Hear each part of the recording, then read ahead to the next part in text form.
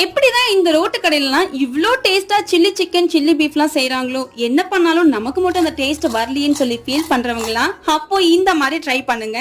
இன்னைக்கு நான் beef chilli தான் பண்ண போறேன்.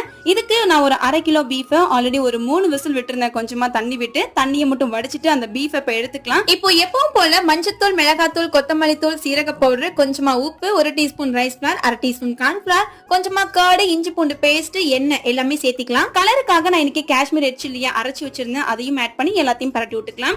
இப்போ இந்த மீட்டை ஒரு 1 hour பக்கம் அப்படியே மேரினேஷன்ல விட்டுலாம். 1 hourக்கு அப்புறமா எண்ணெய் நல்லா சூடானதுக்கு அப்புறம் அதை மீடியமான ஹீட்ல வச்சுட்டு ஓரளவுக்கு வெந்ததுக்கு அப்புறம் நல்லா ஹை ஹீட்ல வச்சு இப்போ எடுக்க போறதுக்கு ஒரு 2 to 3 மினிட்ஸ்க்கு அப்புறமா கறி லீஃப் போட்டு இப்போ எல்லாத்தையும் வந்து மிக்ஸ் கொடுங்க. இதுல முக்கியம் நீங்க போட்ட உடனே கரண்டி வச்சு மிக்ஸ் பண்ண கூடாது. ஒரு 5 மினிட்ஸ்க்கு அப்புறம் விட்டீங்கன்னா மசாலா கொஞ்சம் கூட உதிராம இந்த மாதிரி அழகா தனித்தனியா கிடைக்கும். அப்புறம் என்னங்க, வீடியோ சேவ் பண்ணிட்டு நம்மள ஃபாலோ பண்ணிக்கோங்க ரெகுலர் வீடியோக்கு. அண்ட் மறக்காம சப்ஸ்கிரைப் பண்ணிக்கோங்க.